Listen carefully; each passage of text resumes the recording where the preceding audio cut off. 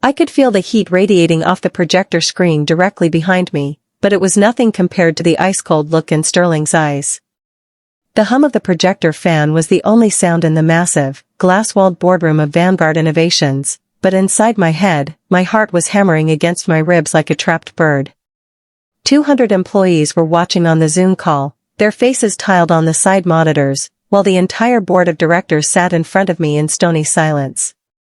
"Incompetence isn't just a mistake, people," Sterling shouted, his voice echoing off the polished mahogany table.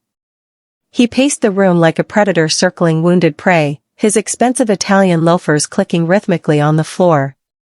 "It is a disease. A rot that spreads from the bottom up. And I am sorry to say that Elena is patient zero." He picked up the quarterly report, a thick document bound in plastic, and threw it. It slid across the long table with a harsh hiss until it hit my hand. I didn't flinch. I didn't look down. I kept my eyes locked on his. He was blaming me for the catastrophic failure of Project Ether, the logistics AI that was supposed to save the company. The same project he had personally defunded 3 months ago to pay for his office renovations. He leaned in close, invading my personal space, his cologne thick and cloying. He whispered so only I could hear, a snake hissing in my ear. "Take the fall, Elena.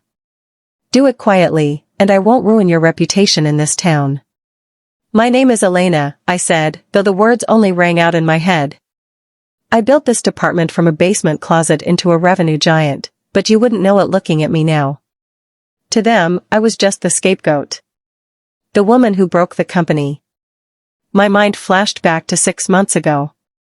The red flags had been everywhere, bright and waving, but I had been too loyal to leave. I remembered the Tuesday morning meeting where Sterling slashed my budget by 40%. He called it executive restructuring.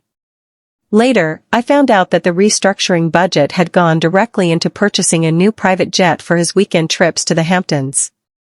I had warned him. I sent emails marked high importance. I printed out risk assessment charts. I brought it up in 3 separate strategy meetings. Each time, Sterling would lean back, smile that oil-slick smile of his, and wave his hand dismissively. "Make it work, Elena," he would say, checking his gold watch. "You're a magician. Pull a rabbit out of the hat." But the magic had run out. You cannot build a billion-dollar AI on pennies and goodwill. When the beta test crashed last week because we couldn't afford the server bandwidth, Sterling didn't look for solutions. He looked for a victim. He needed to show the shareholders he was taking action. And I was the perfect sacrifice to burn at the altar of the stock price. Back in the boardroom, the silence stretched out until it was deafening. I looked at the board of directors, searching for one friendly face. I saw the CFO, a man I had worked with for 7 years. He looked down at his notepad, refusing to meet my eyes. Then I looked at the VP of Operations, a woman whose career I had saved twice. She was suddenly very interested in her water glass. Cowards. All of them. I realized in that split second that arguing would look like desperation. If I screamed, if I cried, if I pulled out my emails to prove my innocence, Sterling would just spin it. He would call me hysterical. He would call me unprofessional. He wanted a catfight because he knew how to win those. I wasn't going to give him one. I slowly stood up, smoothing the front of my skirt. My legs felt heavy, like they were made of lead, but I forced them to hold me. "Is that all, Sterling?" I asked. My voice was steady, calm, cutting through the tension like a razor blade. Sterling blinked. He had been expecting tears. He wanted me to beg. "Pack your things," he scoffed, recovering his arrogance quickly. "Security is already here to escort you out. You're a liability, Elena." The walk to my desk felt like a funeral procession. 2 security guards, men I used to chat with about football on Monday mornings, walked a tight 3 feet behind me. They wouldn't look at me either. It was as if I had already died and become a ghost haunting the hallways I helped design. I packed a single box. I didn't take much. I grabbed the small succulent cactus that had somehow survived the fluorescent lighting. I took the framed photo of my dog, Buster. I took my leather-bound notebook. That was it. My team sat in the open plan office around me. These were people I had hired. People I had trained. I had approved their raises and mentored them through their first big projects. Now, they were terrified. They stared at their screens, typing furiously at nothing, terrified that if they made eye contact with me, the disease would jump to them. As the guards marched me toward the elevator, I looked up toward the glass-walled executive suite on the mezzanine level. Sterling was there. He was on the phone, leaning back in his chair, laughing. He wasn't stressed about the plummeting stock or the failed project. He was celebrating. He had cut off the dead weight, and he felt invincible. The elevator doors closed, shutting out his laughing face. As soon as the metal doors sealed, my knees gave out. I collapsed against the cold steel wall, sliding down to the floor, gasping for air. For 3 days, I didn't leave my apartment. I kept the curtains drawn tight, turning my living room into a cave. My phone buzzed constantly, but I didn't look at it. I knew what the notifications were. LinkedIn messages from recruiters canceling interviews. Google alerts with my name attached to articles titled The Logistics Loser and How One Director Crashed Vanguard. Sterling had kept his promise. He was ruining me. On the 4th morning, I sat on my living room floor, surrounded by piles of old project files. I had legally kept copies of my personal notes and early drafts of the code on a hard drive that never left my bag. I wasn't looking for legal defense. I was looking for closure. I needed to know where I went wrong. I opened the core architecture of Project Ether on my laptop. I spent hours combing through lines of code, my eyes burning from the screen glare. I traced the data flow, the logic gates, the neural network pathways. I was looking for the flaw. The break. The incompetence he accused me of. But as I scrolled through line 40,000, I stopped. My breath caught in my throat. I ran a diagnostic simulation. Then I ran it again. The code wasn't broken. It was 98% complete. The crash hadn't happened because the AI was flawed, it happened because the server capacity Sterling refused to pay for was too small. I sat back, my heart racing faster than it had in the boardroom. I ran the simulations on my laptop, bypassing the hardware restrictions. The results were staggering. If Project Ether went live with the proper hardware, it wouldn't just optimize Vanguard's logistics. It was smart enough to predict supply chain disruptions before they happened. It could reroute global shipping in real time. It would effectively monopolize the entire industry. It was a billion-dollar asset. And Sterling was currently calling it garbage in the press. I realized then that Sterling didn't know what he had. He never read the technical briefs. He only looked at the red numbers on the balance sheet. He thought he was cutting off a gangrenous limb to save the body, but he was actually decapitating the company. He was going to sell the division for scraps just to get the operating costs off his books for the quarter. I needed to buy it. The thought was insane. I was unemployed. My reputation was incinerated. I had modest savings, but nowhere near enough to buy a corporate division, even a failing one. I needed money. But more than that, I needed someone who hated Sterling as much as I did. I drove 2 hours out of the city, watching the skyscrapers fade into rolling green hills. I pulled my beat-up sedan into a long gravel driveway marked by a rustic wooden fence. This was the home of Arthur Pendleton. Arthur was the original founder of Vanguard Innovations. He was a genius engineer who cared about product, not profits. 5 years ago, Sterling led a hostile takeover, convinced the board that Arthur was too old and too slow for the modern market. Sterling had ousted him, stripped him of his company, and left him with a payout and a broken heart. I found Arthur in the stables, shoveling hay. He was wearing dirty work boots and a flannel shirt, a far cry from the suits he used to wear. He looked at me with suspicious eyes as I approached. "I'm not interested in whatever Sterling sent you to say," Arthur grunted, not stopping his work. "Sterling fired me 4 days ago," I said, placing my laptop on a bale of hay. He blamed me for Project Ether. He says it's worthless. Arthur stopped shoveling. He leaned on the handle. It's not worthless. It's the future. I wrote the initial framework myself. I know, I said. I opened the laptop and showed him the simulation.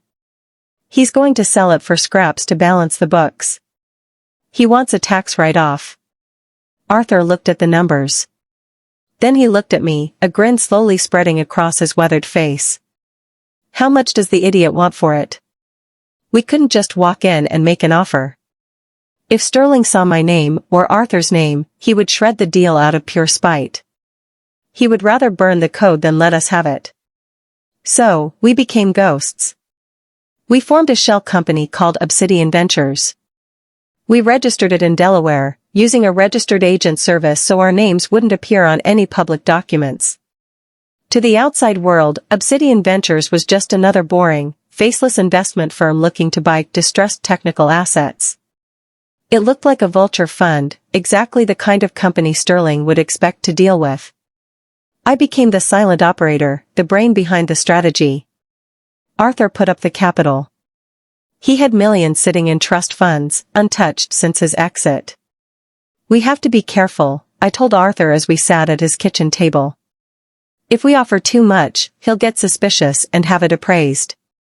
If we offer too little, he'll just delete the code to save server space. The plan was simple, lowball him so hard he thinks we are idiots, but offer fast, hard cash. Sterling was cash poor, his lavish spending had drained the liquid reserves. He would bite at anything that looked like a lifeline. We drafted the email. Subject, Acquisition Inquiry Ether Division. Sterling didn't respond for a week. Those 7 days were agony. I paced my apartment until I wore a path in the rug. Had he realized the value? Had he hired a third-party auditor? If anyone with a computer science degree looked at Ether, our plan was dead. Then, my phone buzzed. It wasn't Sterling. It was Ben, my former assistant. I had texted him on a burner phone, swearing him to secrecy. He's freaking out about the Q3 earnings call, Ben texted. He's screaming at finance to find him cash. He needs a win. 2 hours later, a reply hit the Obsidian Ventures inbox. It wasn't from Sterling directly, but from his CFO. They wanted a meeting. We couldn't go ourselves. We hired an actor, a man named Mr. Vance. Vance was a local theater actor, but with a gray suit and wire-rimmed glasses, he looked like every boring corporate lawyer in history. We briefed him for 12 hours. We gave him a script. We gave him an earpiece. The day of the meeting, I sat in a rental van parked 3 blocks away from Vanguard headquarters. I had a live audio feed from the wire tapped into Vance's ear. I adjusted my headphones, my hands shaking. Showtime, I whispered. Through the audio feed, I heard the heavy oak doors of the boardroom open. I could visualize the room perfectly.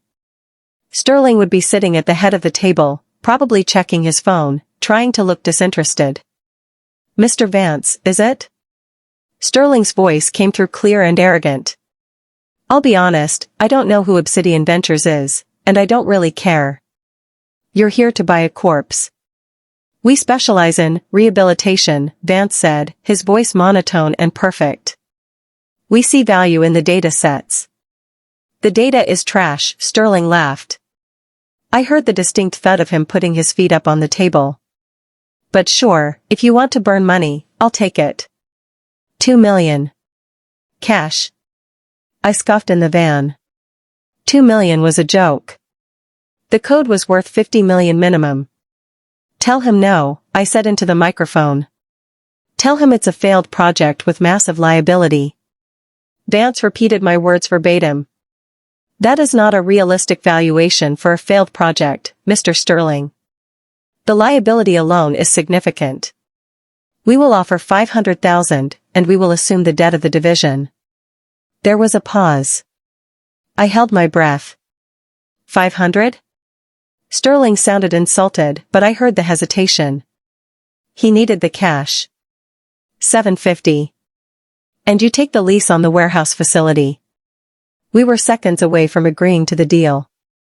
I was about to tell Vance to say deal, when I heard a ping on the audio feed. Someone else had entered the room.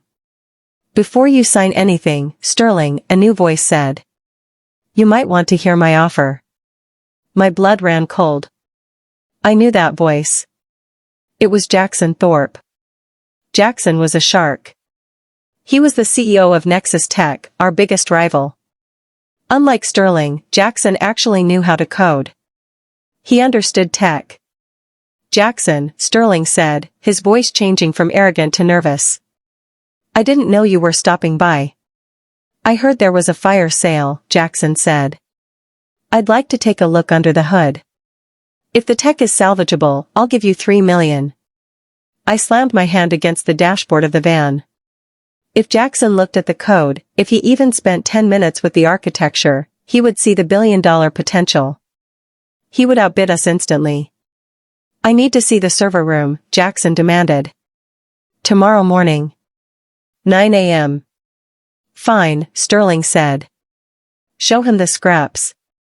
I had less than 24 hours to sabotage the tour of my own life's work without stepping foot in the building. I needed an inside man.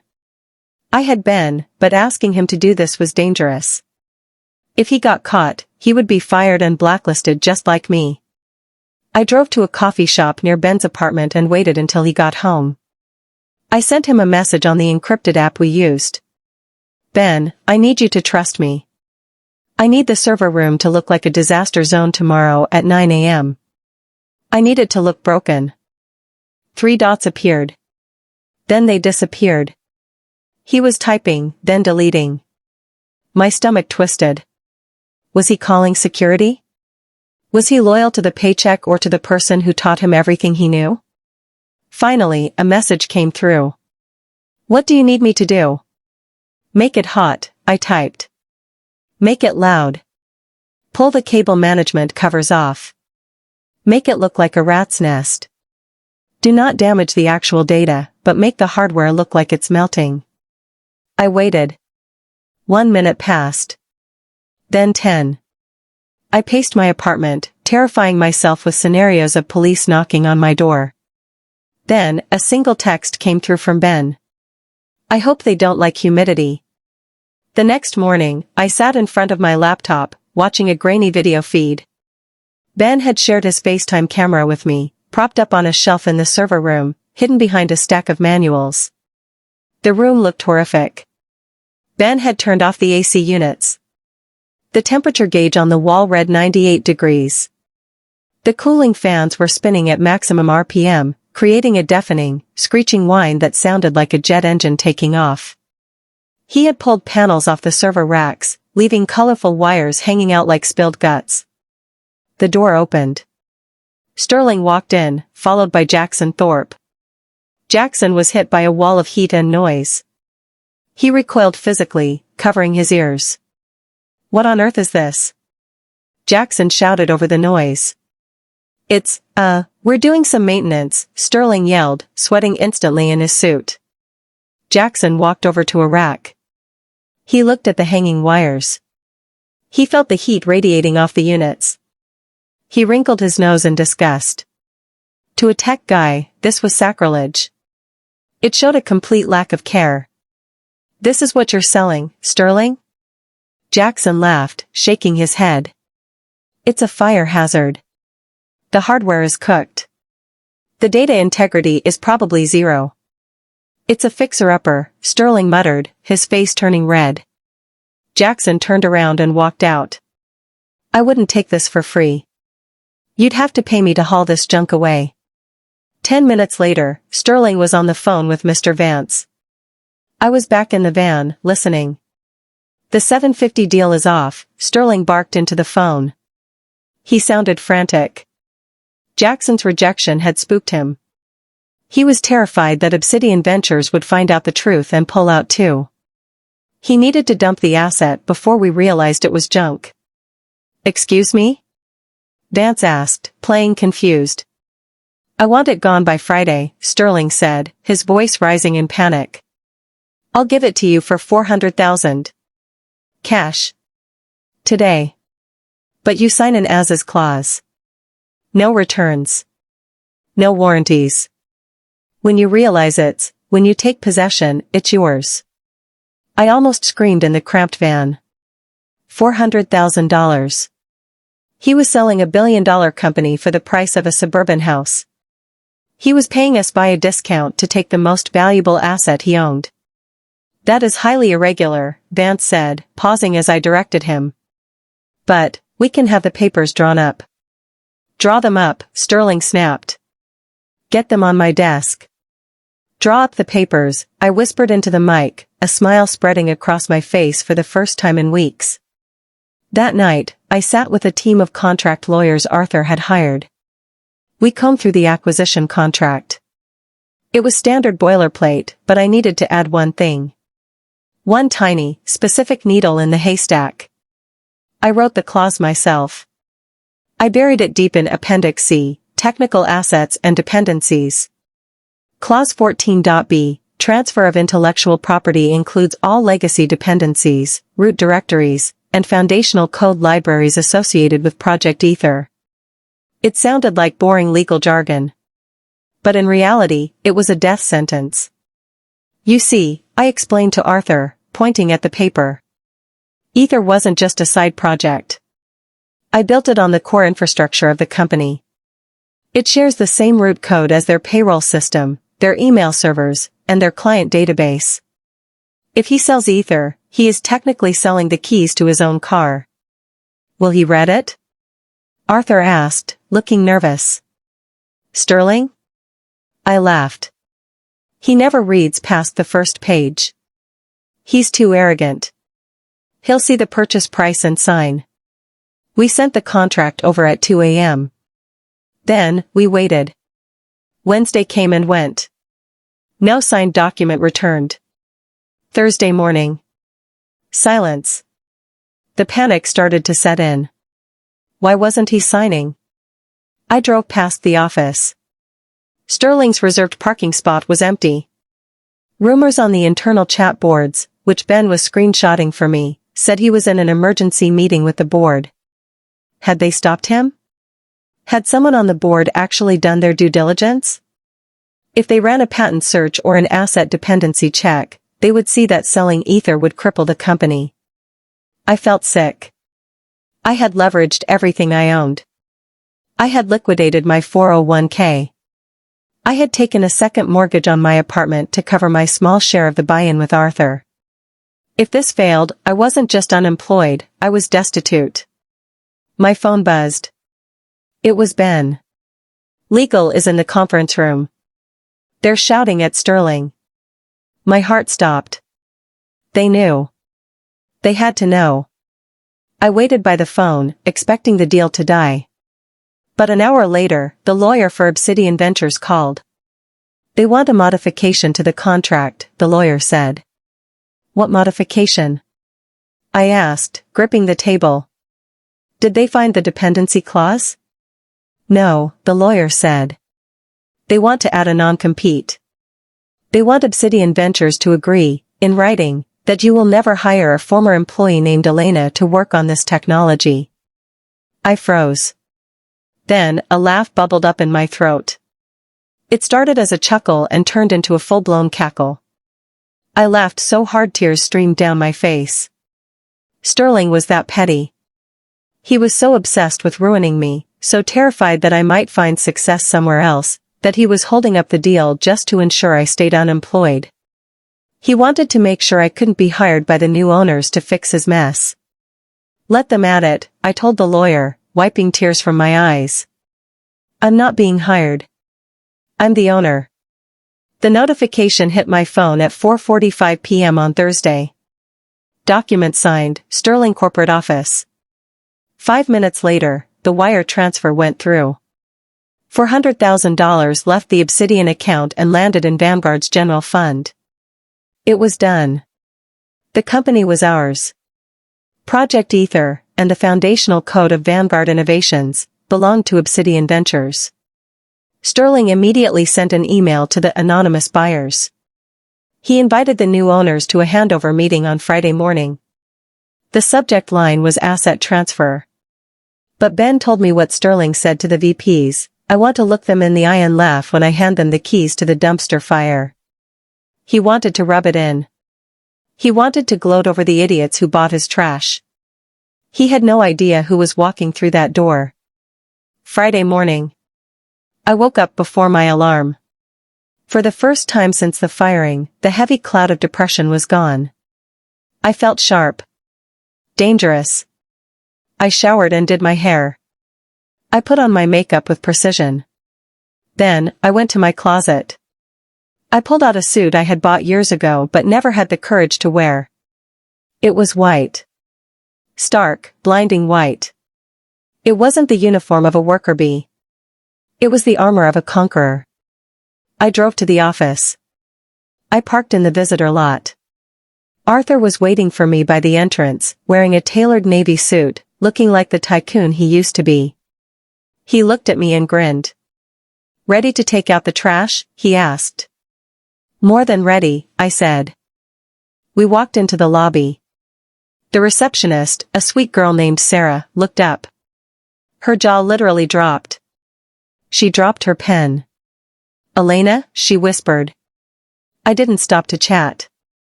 I walked past the turnstiles, swiping the visitor pass Mr. Vance had been given. The light turned green. We took the elevator to the top floor. I watched the numbers climb. 10, 15, 20. The last time I was in this metal box, I was crying on the floor. Not today. The door slid open. The executive floor was quiet. We walked down the long hallway toward the main boardroom. I could see through the glass walls. The room was full. The entire board was there again. Sterling was at the head of the table, his feet up on the mahogany, joking with his VP. He looked relaxed. Victorious. "Here come the suckers," I heard him say through the glass. He checked his watch, grinning at the chairman. I reached the heavy glass door. I didn't knock. I pushed it open and strode in. The sound of my heels on the floor cut through their laughter. Sterling's feet dropped off the table with a thud. "Elena," he sputtered. He stood up, his face twisting in confusion. "What the hell are you doing here?" "Security." "Who let her in?" The room went silent. Not a whisper. Every board member stared at me in my white suit. They looked from me to Arthur, then back to Sterling. "Sit down, Sterling," I said. My voice wasn't loud, but it cracked like a whip. It carried an authority I had never shown him before. "You're trespassing," Sterling shouted, his face turning red. "Get out before I have you arrested." "I'm not trespassing," I said calmly. I walked to the other end of the table, directly opposite him. I placed a black folder on the mahogany surface and slid it across to him. "I'm the managing partner of Obsidian Ventures," I said. The silence that followed was absolute. You could hear the hum of the air conditioning. Sterling looked at the folder. Then he looked at me. "Bullshit," he sneered. "You don't have that kind of money. You're broke." Arthur stepped in from behind me, crossing his arms. "She does now," Arthur said. The color drained from Sterling's face. He looked like he had seen a ghost. Sterling laughed, but it was a high, manic sound. He was trying to regain control, trying to find the angle where he won. You bought a lemon," he stammered, pointing a shaking finger at me. "I fired you for failing, and you used your little savings to buy the failure. I win. I got cash for garbage." I smiled. It wasn't a nice smile. It was the smile of a wolf looking at a lamb. "You didn't sell me a failure, Sterling," I said softly. "You sold me the root code for Vanguard's entire logistics network." I motioned to the folder. "Open it. Page 45, paragraph C." Sterling didn't move. The chairman of the board reached over and grabbed the folder. He flipped through the pages frantically. "You are currently operating on my software," I continued. "Every email you send, every truck you route, every payroll check you cut, It all runs through the ether dependencies. And since I am the new owner, I checked my watch. I am shutting off your license in 10 minutes. The realization hit him like a physical blow. Sterling grabbed the table to steady himself. Is this true? The chairman screamed, looking at the contract. He looked up at Sterling with murder in his eyes. Did you sell the core dependencies? I didn't read. Sterling stuttered, sweat pouring down his face. It was a scrap sale. It was supposed to be isolated. You sold the engine of this company to the woman you publicly humiliated, I said, my voice ringing out. And you did it for the price of a used Ferrari. The board members were in an uproar. Phones were coming out. People were shouting. We can sue. Sterling yelled. This is fraud. It's a legal contract, Arthur said calmly. Signed by you. Notarized. And you even added a clause preventing Elena from being an employee. Which is fine. Because she's your landlord now. I looked Sterling in the eye. You have 10 minutes to negotiate a leaseback rate, or the servers go dark. And my rate is expensive. It wasn't a fight. It was a massacre. The chairman didn't even look at me. He looked at Sterling. Get out. You can't do this. Sterling screamed. I am the CEO. Motion to terminate for cause, the chairman shouted over him. Gross negligence. Malfeasance. Seconded, yelled the VP. All in favor? Every hand in the room went up. You're fired, Sterling, the chairman said. For cause. That means no severance. No golden parachute. No stock options. You leave with nothing. Sterling tried to lunge at me. He was screaming that I had tricked him, that I was a snake. 2 security guards, the same ones who had marched me out weeks ago, stepped forward. They grabbed Sterling by the arms. He struggled, his expensive suit bunching up, his dignity gone. As they dragged him past me, I caught the eye of the head guard. He gave me a tiny, almost invisible nod. Sterling looked at me one last time, his eyes wide with shock. I didn't look back. I was already turning to look at the projection screen, where the chairman was waiting to negotiate. We can renegotiate the license, the chairman said, wiping sweat from his forehead. He looked terrified. He knew I held the kill switch for the entire corporation. I stood at the head of the table. The spot where Sterling used to stand. We will, I said. But the price has gone up. And I want a seat on the board for Arthur. The chairman nodded rapidly. Done. Whatever you want. I walked out of the building an hour later. The sun was setting, casting long golden shadows across the parking lot. I wasn't an employee anymore. I wasn't a victim. I was a partner. I walked to my car and took a deep breath of the fresh evening air. I pulled out my phone. I found Sterling's contact info. I didn't send a gloating text. I didn't call him to laugh. I just pressed delete. The best revenge isn't burning their house down. It's buying it while they're sleeping, and evicting them in the morning.